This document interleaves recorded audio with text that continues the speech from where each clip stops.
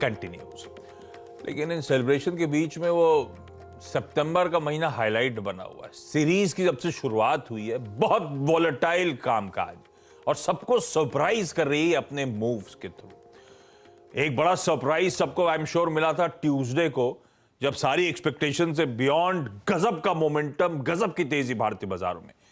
Tuesday का session screen पे दिखाइएगा। 450 अंकों का उछाल, एक ट्रेंडिंग डे, गैप अप के साथ शुरुआत, उस गैप के बाद हर टिक के साथ देखिए क्या मजबूती, और फाइनली दिन के हाईज पे जाके 2.5% ऊपर 750 के ऊपर के लेवल्स पे जाके निफ्टी बंद होता हुआ नजर आया था। और वजह थी वो फूफा का बड़ा सूटकेस लेकर आना।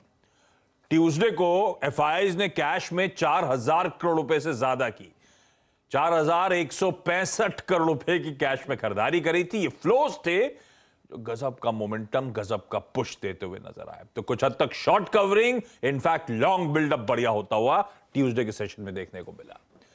पर आज जब एक छुट्टी के बाद लौट के आए, दिक्कतें वापस बढ़ रही हैं।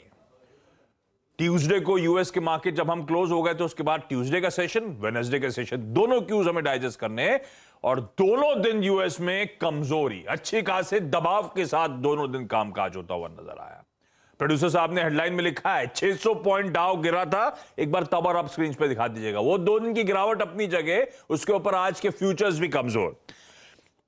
ट्यूसडे को 1% डाउ गिरा, सारे बेंचमार्क 1% गिरे। वेडनेसडे को आधे से 1%, डाउ में फिर 1% के आसपास ही कमजोरी। दरअसल उसके ऊपर आज सुबह के फ्यूचर्स भी 1/3 से 1% की और दबाव के इंडिकेशन। कल बैक टू बैक चौथा स्ट्रेट सेशन पेन का था, उसमें आज फ्यूचर्स 5वां सेशन दिखा रहे कमजोर होगा यूएस। इस तरह से वो फेड के एक्शन की नर्वसनेस या वो बहाना बन गई बहुत अच्छे मूव्स के बाद सीरियस प्रॉफिट टेकिंग की। हमने कहां छोड़ा था डाउ फ्यूचर्स, कहां खड़ा है देखिए। 32,300 वाला 31,300 पकड़ लीजिए। मोटा मोटी 900 से 1000 पॉइंट का जो डिफरेंशियल है, ये हमें डाइजेस्ट करना है। ऐसे ही नैस्डैक, ऐसे ही एसएनपी आपको नजर आएगा। ये प्लेट फ्लिप होगी तो और इंटरेस्टिंग क्यूज आपकी स्क्रीन पर आएंगे। वो बॉन्ड यील्ड इंचअप कर रही है, गजब की इंचअप कर रही है। डॉलर इंडेक्स अपने वो 109 पॉइंट समथिंग, 109.5 के वो जो प्रीवियस हाईज थे, 2 दशकों के हाईज थे, उसको बार बार थ्रस्ट जनरेट करके चैलेंज करने की कोशिश कर रहा है। ध्यान रखिए, कच्चा तेल इस समय कंसर्न स्लो डाउन के। कच्चा तेल देखिए, ये इनफैक्ट कल के ट्रेडिंग सेशन में तो जब हम छुट्टी एंजॉय कर रहे थे 94 तक के लेवल्स दिखा चुका है। इस तरह से एक दिन में प्रेशर माउंट हुआ था। वो तो थोड़ी सी सैनिटी लौटी है, लेकिन फिर भी जहां छोड़ा था उससे कितनी कमजोरी कच्चे तेल में, वो देखिए आपकी स्क्रीन पर। इस तरह से वोलेटिलिटी, इस तरह से वीकनेस इक्विटीज में क्रीप इन हुई है इस एक ट्रेडिंग सेशन के बीच। एक क्या 2 सत्र हो गए जो हमें डाइजेस्ट करने हैं। एसजीएक्स निफ्टी जो ऊपर आपको दिखा रहा है 17,440, दरअसल 17,830 पे ट्यूसडे को 3:30 बजे हम एसजीएक्स छोड़ के गए थे। 830 वाला 430 पकड़ लीजिए कैलकुलेशन की कन्वीनियंस के लिए। 400 पॉइंट का दबाव ये एसजीएक्स निफ्टी दरअसल दिखा रहा है। इसको मत दिखाइए, इससे कंफ्यूजन आ जाएगा, लेकिन ठीक है। 17,440 इंपॉर्टेंट मेरे लिए, ये ध्यान रखिएगा। 830 पे छोड़ के गया था मैं ट्यूसडे को 3:30 बजे। ये इस तरह का डिफरेंशियल है जो आज हमें डाइजेस्ट करना है। 400, 450 पॉइंट, 400, पौने 400 पॉइंट। ठीक बात है। ऐसे में कैसे ये सब ग्लोबल क्यूज के पीछे रैशनल्स क्या है, इस तरह की वीकनेस क्यों है, हर्षदा बगल में बैठी आपको बताएंगी। Harshada good morning. और साथ साथ इस हफ्ते गाबा सर हम लोग की मदद कर रहे हैं। गाबा सर गुड मॉर्निंग। बस आ रहा हूं आपके पास, आज की निफ्टी बैंक की स्ट्रैटेजी गाबा सर सेट करके देंगे। दिक्कत भरा माहौल होता चले जा रहा है। एक्चुअली दबाव लगातार बढ़ रहा है और इनफैक्ट अगस्त का महीना जो खत्म हुआ है आशीष, 4% की गिरावट डाउ एसएनपी में और 4.5% तक का नुकसान नैस्डैक ने झेला है। तो प्रेशर है और सितंबर सीरीज या फिर सितंबर महीने की शुरुआत भी लगातार कमजोर ही हुई है। दूसरा सत्र जहां पर हमने देखा प्रेशर बनता हुआ दिखाई दिया है। तो जैसे आप मेंशन कर रहे थे, डाउ में दरअसल पिछले 2 ट्रेडिंग सेशंस में 580 पॉइंट की गिरावट देखने को मिली है। कुल मिलाकर नैस्डैक ने 1.5% गंवाए हैं पिछले 2 ट्रेडिंग सेशंस में और एसएनपी में भी करीब 2% तक का कट देखने को मिला है। और एसएनपी 4000 के नीचे जुलाई के बाद के लेवल्स के बाद हमने देखा है 4000 के लेवल को पार करता हुआ नीचे की तरफ।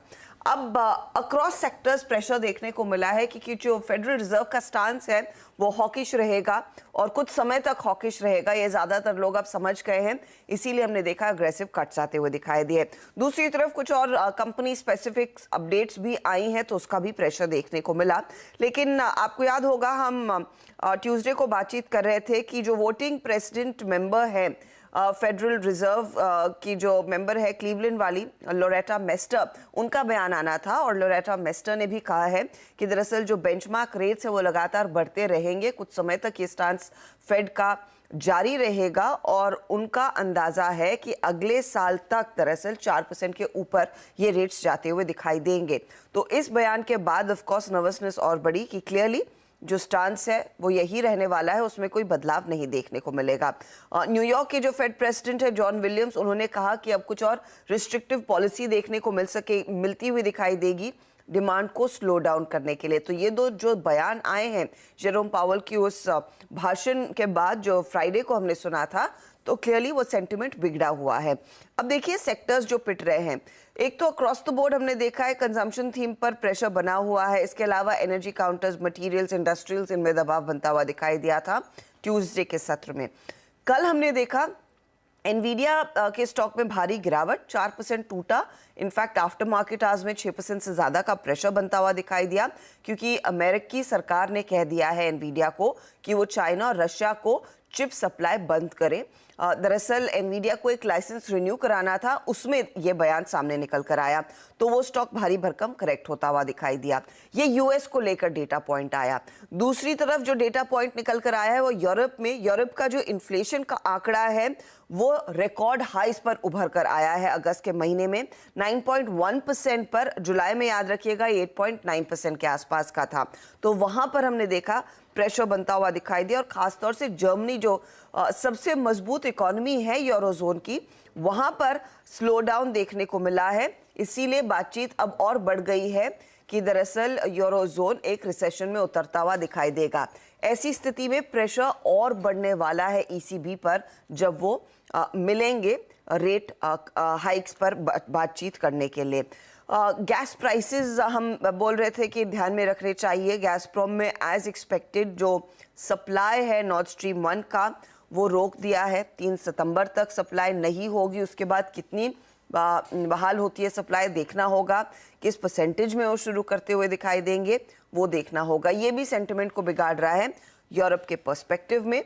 और ऑफ कोर्स एशिया फिगर्स पर आप ध्यान देंगे तो चाइना का जो पीएमआई डेटा आया वो भी इनफैक्ट 49.4% के आसपास आया है। वहाँ पर स्लो डाउन की चिंता है। कोविड के केसेस फिर से बढ़ते हुए दिखाई दे रहे हैं, तो लग ये रहा है कि शायद कुछ और कोविड रिस्ट्रिक्शंस आ सकते हैं, उससे कच्चे तेल में भी एक रिएक्शन बनता हुआ दिखाई दिया है। तो एक एक करके कड़ियाँ जुड़ती जा रही हैं और क्लियरली जो ग्लोबल आउटलुक है वो दरअसल नेगेटिव हो चला है। लेकिन हाँ, कच्चे तेल का गिरना और $95, $96 के बीच आना वो हमारे लिए शायद एक पॉजिटिव रह सकता है, लेकिन हम कितना पॉजिटिव बनाएंगे इन तमाम ग्लोबल नेगेटिव्स के बीच, उस पर ध्यान देना जरूरी होगा। भाई साहब, दिक्कत भरे संकेत और मैसिव वॉलेटिलिटी। हर दिन सितंबर सीरीज ऐसे ही सरप्राइज स्प्रिंग अप कर रही है। ऐसे में कहा सर एक दिन की छुट्टी तो एंजॉय कर ली थी, पर ये छुट्टी का लौटते ही टेंशन शुरू हो गया है सर। क्या करना है? ये 400-450 पॉइंट का एक बड़ा गैप डाउन की फिर तैयारी हो रही है। वो जितना तेजी हमें मिली थी ट्यूसडे को, वो सारी नदारत होती हुई खुलते ही शायद नजर आए। Good morning to you. Ganpati Bappa Morya, वही दिखाई दे रहा है लगता है यहाँ पर। देखिए जो अपमूव मिला था ट्यूसडे को, ये मूव कैसा था? ये short covering up, short trap का अपमूव था, काफी हद तक क्लियर नजर आता है। उसका रीजन ये था कि गैप अप खुला और उसके बाद एक भी करेक्शन नहीं मिला। साइडवेज थोड़ा मिला डिप, लेकिन करेक्शन जो मिलता है वो मिला नहीं और वो स्क्वीज कर करके हाई पे बंद हुआ और बंद हुआ रेजिस्टेंस पर। अब अगर खरीदना है तो इसके ऊपर ही खरीदना है, नहीं तो नहीं खरीदना है। ये एक रूल है। जब इतना बाहर बड़ा बना है, इसके बीच में खरीदना थोड़ी दिक्कत का काम है, उसको हम कहेंगे इनसाइड डे। तो कह सकते हैं कि 17,600 ये एक अहम लेवल है पिवट का। अब ट्रेड कर रहा है एसजी निफ्टी उसके नीचे, अब पिवट के नीचे ट्रेड कर रहा है। तो मेरे ख्याल से जब तक ये 17,600 पार नहीं करता तब तक तो खरीदना नहीं चाहिए। शॉर्ट कर सकते हैं 17,600 का स्टॉप लगा कर, फिर शायद 17,300 के आसपास आ सकता है। तो ये ट्रेड बनता है on the short side. Long side का ट्रेड बनता है जब तक वो कल का हाई नहीं पार करता, तब तक तो टच भी नहीं करना चाहिए। ये हो गया निफ्टी बैंक आपा सर। वेल निफ्टी बैंक में भी एग्जैक्टली वही माहौल है। गैप अप खुला, थोड़ा साइडवेज में था अप मूव के बाद, फिर एक अप मूव स्क्वीज हुआ। यहां पर जो इंपॉर्टेंट लेवल है 39,600, ये पिवट बन गया। उसके नीचे ट्रेड करता है तो शॉर्ट कर सकते हैं, स्टॉप होना चाहिए 39,600 का। फिर लोअर लेवल करीब 39,200 देखने को मिल सकते हैं। खरीदना है तो कहां? जब तक हाई पार नहीं करता तब तक खरीदना नहीं है। अगर ऐसा कुछ होता है फिर नेक्स्ट टेक्निकल टारगेट होगा 39,984, 40,000, लेकिन उसको हाई पार करना पड़ेगा, वो कंडीशन है और मुझे लगता नहीं वो आज होगा। तो निफ्टी और बैंक निफ्टी में अगर इनसाइड ट्रेड बनता है तो आज बहुत ही डिफिकल्ट होगा इंट्राडे ट्रेडिंग के हिसाब से, क्योंकि जो शॉर्ट्स हैं उन्होंने कल स्क्वीज हो गया। अगर इन्होंने खरीदा है ट्यूसडे को वो तो फंसे होंगे, वो तो मौका चाहेंगे कि निकल जाए डंप। वो डंप जब करने आएंगे तो मार्केट में थोड़ा और प्रेशर बढ़ेगा। मार्केट पे दिक्कत है भाई। चलिए अब ओपन होने दीजिए, उसके बाद इस पे डिटेल में चर्चा भी होनी है। गाबा सर से आज के उनका प्रेफर्ड ट्रेड भी जानूंगा, लेकिन पहले अब आज के इंपॉर्टेंट स्टॉक्स से न्यूज की बारी। और सुमित आपको स्क्रीन पे नजर आ रहा है। Good morning. कैसा माहौल था लोअर परेल में? खूब सेलिब्रेशंस का मूड जबरदस्त। ना वर्ली पे आप आ जाए, चाहे लोअर परेल, बीच में जो और बहुत सारे गणपति, तो मासिव। 2 साल से इंतजार था भाई बप्पा का, ऐसे सार्वजनिक बप्पा का इंतजार था सबको। इस तरह की जो ट्रैफिक की बैंडविड्थ है उसके साथ और बारिश के साथ क्या सिचुएशन होने वाली है, मतलब जब विसर्जन आएगा तब तो मतलब देखने लायक होगा वो दिन। खैर, विसर्जन के दिन ज्यादातर ऑफिसेज छुट्टी दे देते हैं, स्कूल्स तो बंद होते ही होते हैं। ये एक्सचेंजेस को सुना रहा हूं मैं, ऐसा होता है। बहुत दिक्कत आती है। पब्लिक ट्रांसपोर्ट, बस आपको पब्लिक ट्रांसपोर्ट भी मिलेगा आपके एंड पॉइंट पे स्टेशन से, कुछ नहीं मिलता। आप सिर्फ वॉक कर सकते हो और कोई ऑप्शन ही नहीं, ऑल्टरनेटिव ही नहीं। और इतनी ज्यादा ट्रैफिक के साथ और कुछ नहीं, बहुत मुश्किल हो जाता है। गाबा सर को क्या है? हाँ, वीरू संभाल लेंगे उस दिन। सब जल्दी चले जाएंगे, यहाँ बॉम्बे वाले सब जल्दी चले जाएंगे। वीरू बैठे दिख रहे हैं तो दिखाइएगा। लेकिन सुमित, आज के स्टॉक से न्यूज। चलिए, अच्छा शुरुआत करते हैं स्टॉक से न्यूज़ की। और एक दिन के विराम में कई सारे जो स्टॉक से न्यूज़ है वो आते हुए दिखाई पड़े हैं। पहले जो खबर है वो है जेट फ्यूल को लेकर, जो थोड़ी पहले आप स्क्रीन पर देख भी रहे थे, जहां पर एटीएफ के दामों में करीब 874 लीटर के आसपास की कटौती की गई है। ये पहला ट्रिगर है। और दूसरे, अगर दो इंपॉर्टेंट चीज़ की बात किया तो उसमें कच्चे तेल पे विंडफॉल टैक्स में करीब 2.3% के आसपास की बढ़ोतरी की गई है। क्रूड विंडफॉल टैक्स करीब 13,000 से बढ़ाकर 13,300 रुपये पर टन के आसपास हुआ है। और डीजल एक्सपोर्ट ड्यूटी करीब 7 रुपये से बढ़ा के 13.5 रुपये पर लीटर कर दी गई है। एटीएफ पर भी एक्सपोर्ट ड्यूटी 2 रुपये से बढ़ाकर 9 रुपये पर लीटर के आसपास कर दी गई। तो ये कुछ बदलाव हुए हैं। इस पर फर्दर डिटेल गोइंग फॉरवर्ड हम बात करते रहेंगे। एक इंपॉर्टेंट और अपडेट आ रहा है जी सोनी को लेकर भी, जहां पर जी और सोनी की डील पर सीसीआई की तरफ से कुछ क्वेश्चनिंग हो रही है। मर्जर से कंपटीशन के ऊपर इंपैक्ट पड़ सकता है, ये रॉयटर्स के हवाले से खबर आते हुए दिखाई पड़ रही है। और उन्होंने ये भी कहा कि जो बार्गेनिंग पावर है वो भी कुछ हद तक बढ़ सकती है। तो इस चीज़ के ऊपर अब जहां एक तरफ सीसीआई अप्रूवल की बातचीत हो रही थी, वहां इस तरह की कुछ अटकलें आ रही, तो ये एक बड़ा रिएक्शन यहाँ पर आता हुआ दिखाई पड़ सकता है। इसके अलावा एक बारी बायोकॉन को भी लेकर आई। बायोकॉन से रिलेटेड भी एक खबर है। तो स्टॉक ऑलरेडी साल के निचले स्तरों पर कामकाज कर रहा है। और उसके तब ये खबर आ रही है, कंपनी की 3 यूनिट में यूएसएफडी की तरफ से इंस्पेक्शन हुआ, इसमें से 3 को लेकर ऑब्जर्वेशंस मिले हैं। किसी में 11 और 6 ऑब्जर्वेशंस के आसपास आते हुए दिखाई पड़े हैं। तो इसके ऊपर कंपनी ने कापा जमा किया है।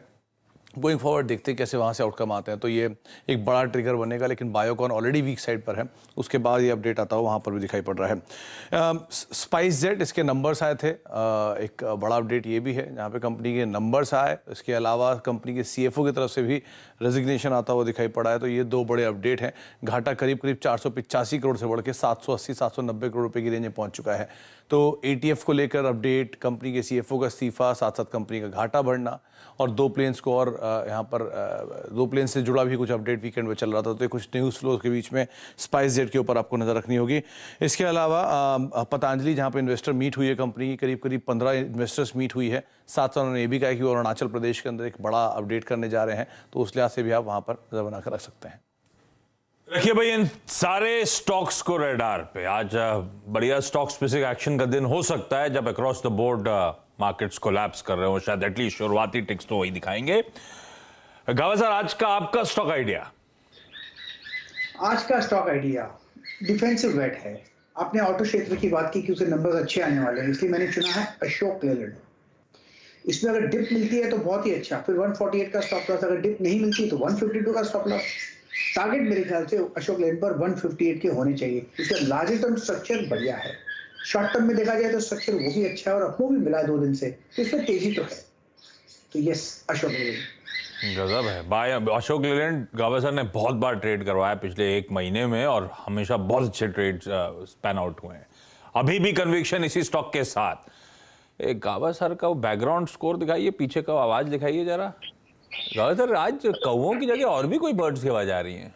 जी यार, तोता यहीं पर दिखाई दे रहा है, यहीं पास में बैठा है खिड़की पर। खिड़की में बैठा हुआ है? बिल्कुल जा भी दे रहा है। मैं सोच रहा हूँ कि कैसे उड़ाऊं उसको, दिल भी नहीं करता उड़ाने का। एक अंदर भी आ जाते कभी कभी उड़ के क्या? नहीं, खिड़की मैंने थोड़ी खोल के रखी, अंदर नहीं आएगा, लेकिन खिड़की पर बैठा हुआ है। गावस्कर का डिस्ट्रैक्शन की वजह ये भी होती है भाई, ध्यान रखिए। खाना ना, वो तोते को तो मिर्ची देते हैं, मिर्ची नहीं देते आप क्या? नहीं, मैं तो नहीं देता, लेकिन मिर्ची खिलाने की कोशिश करूंगा। जैसे ही ये बंद हो जाएगा प्रोग्राम, जाके मिर्ची ले आऊंगा। मैंने सुना कि तोतों को मिर्ची पसंद है। चलिए Gavaskar, thank you so much. Gavaskar अब पैनल में जुड़ेंगे 8 बजे, तो गावस्कर से और डिटेल में करेंगे चर्चा। ये हो गया मार्केट्स पे गावस्कर का व्यू। और आज का स्टॉक जो पसंद आ रहा है, ऑटो सेल्स के नंबर्स। खैर ऐसे ही और भी इंपॉर्टेंट इवेंट्स लाइंड अप हैं, तो ब्रेक के उस पार हम लोग जो इंपॉर्टेंट इवेंट्स आज के हैं उस पर बातचीत कर लेंगे। अशोक लेलैंड गावस्कर की आज की प्रेफर्ड पिक। चलिए भाई, ब्रेक के बाद आपका स्वागत है और आज का इवेंट्स कैलेंडर अब आपकी स्क्रीन पे। भाई वीकली ऑप्शंस एक्सपायरी प्लस आज से नए महीने की शुरुआत। अगस्त के, गावस्कर भी मेंशन करके गए, सुमित ने भी मेंशन करा था, अगस्त के ऑटो बिक्री के आंकड़े वो आते हुए नजर आएंगे। हम लोग अपने जीडीपी नंबर्स पे आज रिएक्ट कर रहे होंगे, जो प्रोड्यूसर साहब ने हेडलाइन में मेंशन करे थे। Q1 का जीडीपी हमारा आया है 13.5% पे। एग्री से बहुत अच्छा पुश मिला। हाँ, ये था जरूर कि एक्सपेक्टेशन कुछ हमारी, कईयों की इनलाइन है ब्रोकरेजेस की। जो सीएनबीसी ने पोल बनाया था वो 15% पे था, पर ठीक है, अच्छी ग्रोथ क्लॉक करी गई है। और आज उसी कड़ी में आगे इंडिया मैन्युफैक्चरिंग पीएमआई आंकड़े सुबह 10:30 बजे आएंगे। तो एक और data economy related, auto sale, GDP, India PMI, ये सब इंपॉर्टेंट हो जाते हैं। एक्स डेट्स पे नहीं जा रहा मैं, बहुत सारी हैं और उसमें ऐसा कोई मीनिंगफुल नहीं। डिटेल्स आ जाएंगे आपकी स्क्रीन पे। दीपक फर्टिलाइजर की आज बोर्ड मीट है, जो आईएफसी को से एफसीसीबी जारी करे गए थे, उनके कन्वर्जन की तैयारी के लिए आज बोर्ड मीट है। इक्विटी में कन्वर्ट करेंगे। हमारा सिर्फ मैन्युफैक्चरिंग पीएमआई नहीं, हम आज इंतजार होगा जापान का, चाइना का, कोरिया का, France, Germany, eurozone, even US, सबके मैन्युफैक्चरिंग पीएमआई नंबर्स आने हैं। और यूएस को तो जॉबलेस क्लेम्स का आंकड़ा भी आज आने वाला है। पीएम मोदी आज शाम से 2 दिनों की वो केरला और कर्नाटका दौरे पर है, विजिट पे है। विप्रो आज से अपने कर्मचारियों की जो पे हाइक्स थी वो आज से उनकी इफेक्टिव होने जा रही है। प्लस एयर इंडिया भी अपने सारे एम्प्लॉइज की, एयर इंडिया मतलब तो टाटा एंटिटी हो गई, एयर इंडिया भी अपने सारे एम्प्लॉइज की, स्टाफ की सैलरीज प्री कोविड लेवल्स पे आज से रिस्टोर करने जा रहा है। ये कुछ इंपॉर्टेंट खबरें। और वीरू जुड़ेंगे तो उनके लिए है, लेकिन आप लोग अभी जान लीजिए कि दिल्ली में आज से सारी प्राइवेट लिकर शॉप्स हिस्ट्री हो गई। सब 300 जो प्राइवेट लिकर शॉप्स थी उनकी जगह सब गवर्नमेंट वेंड्स होंगे। वो स्विच ओवर वापस पुरानी ओल्ड रिजीम, पुरानी एक्साइज पॉलिसी पर दिल्ली शिफ्ट करेगा। थोड़ी सी दिक्कतें आएंगी शायद, वो ट्रांजिशन में आमतौर पर दिक्कत आती है, पर आई एम श्योर आप सब ने तैयारी कर ली होगी पहले से उसके लिए। जाते जाते एसजीएक्स निफ्टी दिखाएगा नहीं कुछ मूड, लेकिन एसजीएक्स निफ्टी का भाव दिखा दीजिए तो पता चल जाएगा। एसजीएक्स निफ्टी जो दिखा रहा है 830, 400, हाँ, तो 450 पॉइंट, 350 से 450 पॉइंट के दबाव के साथ आज हम कामकाज की शुरुआत करेंगे। इस नोट पर आज के मॉर्निंग कॉल में इतना ही। ब्रेक का समय, ब्रेक के उस पार सीधा सौदा। नमस्कार।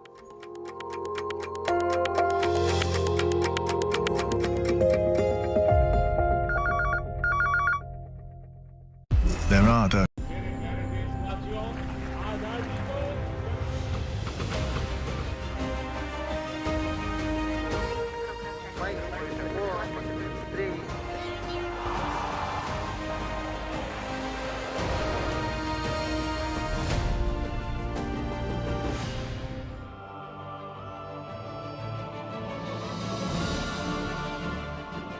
आजादी का अमृत मंथन, इंडिया एट 75, आजादी के शानदार 75 साल। और आज हम देखेंगे भारतीय बैंकिंग का हाल। जी हाँ, इन 75 सालों में भारतीय बैंकिंग सिस्टम ने कितनी प्रगति की, कितनी तरक्की की, वो कहां से कहां पहुंचा, ये पूरी कहानी आंकड़ों के जरिए अगर याद करें सन 1947 को, यानी हमारी आज़ादी के साल को, तो वहां पर कितने बैंक्स हमारे पास थे, किस तरह का बैंकिंग सिस्टम उस समय चलता था, उससे हमें समझ आएगा।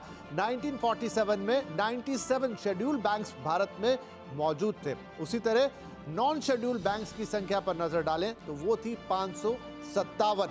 इसके अलावा देश में कई कोऑपरेटिव बैंक्स भी थे जिनकी संख्या आज़ादी के वक्त थी 395, यानी 395। यानी ये आज से 75 साल पहले हमारी बैंकिंग की तस्वीर है।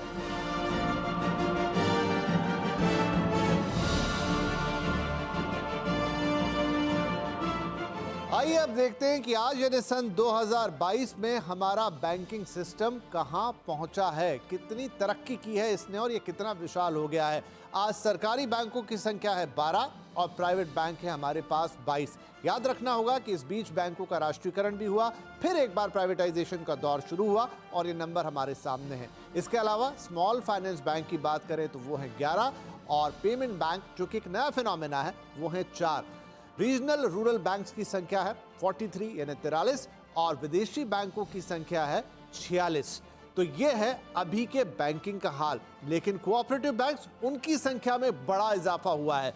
98,537 ये संख्या पहुंच गई है देश में कोऑपरेटिव बैंक्स की। लेकिन ये पूरी बैंकिंग प्रणाली इतने बैंकों के साथ आज पूरे देश में सभी नागरिकों को बैंकिंग की सुविधा प्रदान करने की एक भरकस कोशिश कर रही है।